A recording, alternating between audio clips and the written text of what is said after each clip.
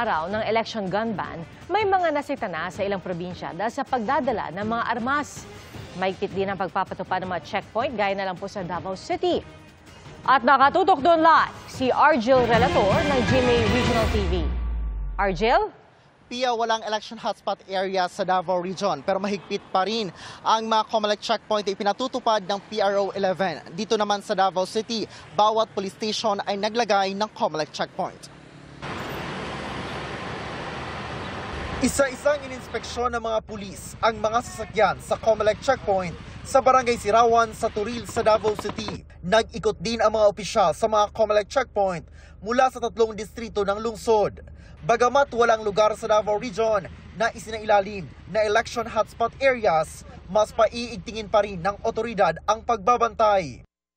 For our assessment right now, everything is peaceful, and through the reports of our intelligence officers from the ground, the situation is very normal, and we are still deploying our personnel for this election, and we will not down guard because of course this is a national exercise.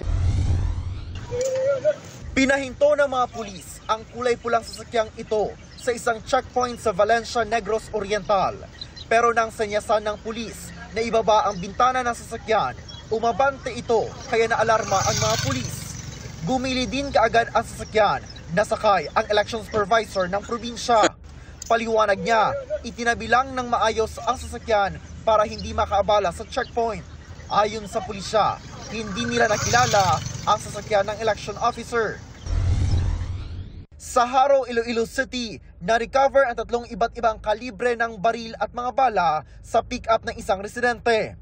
Ayon sa pulisya, nadiskubre ang mga ito matapos bumangga sa stalls ng bibingka ang sasakyan. 2 ang sugatan. Pag-amin ng driver na hawak na ng pulisya, nakaidlip siya habang nagmamaneho pauwi. Hindi siya nagbigay ng pahayag. Sa Cotabato City, isang lalaki ang arestado matapos makita sa kanyang sasakyan ang isang baril at 2 magazine. Hindi nagbigay ng pahayag ang suspect. Subject for investigation natin yan since wala naman po siya na ipakita mga document. Isa rin po sa sinecheck po natin is kung meron ba siyang involvement sa mga previous mga incidents. Sinimula na rin ang pag-iinspeksyon sa Buluan, Maguindanao del Sur na nasa red category at sa Parang, Maguindanao del Norte na isinailalim sa yellow category. Generally peaceful naman daw ang unang araw ng pagpapatupad ng election gun ban sa buong BARM region. Sa Lawag City, Ilocos Norte, ilang motorista ang tinikitan at napagsabihan. Sinita ang ilang rider dahil sa maling paggamit ng helmet.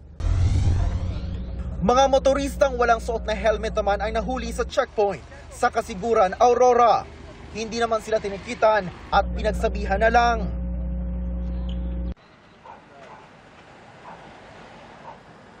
Pia, ayon sa Davao City Police Office ay wala pa silang naitatalang lumabag sa election gun ban sa unang araw ng pagpapatupad nito. Yan ang latest. Balik sa iyo, Pia. Argel, sinabi nga ng Davao Police na maayos naman so far ang sitwasyon. Pero tatanungin ko lang, Argel, kung tuloy-tuloy pa rin ba ang pagpapatupad nila ng checkpoint at iiba-ibahin ba nila yung mga lugar kung saan nila isasagawa itong checkpoint na ito? Yes, Pia, una nang sinabi ng Davao City Police Office na magkakaroon sila ng mga checkpoint bawat oras sa mga strategic na mga location at hindi inanunsyo kung saang mga lugar upang kanilang malaman talaga kung yung mga sasakyan ba na dumadaan ay may mga dalang ipinagbabawal in terms doon sa ating election gun ban sa ngayon. So sa ngayon ay patuloy ang pagpapatupad ng mga COMELEC checkpoint dito sa lungsod. Pia. Jill, paalala na rin natin sa mga motorista na siguraduhin na kumpleto ang kanilang mga papeles rin sa sasakyan para iwas aberya. Maraming salamat, Argel Relator ng GMA Regional TV.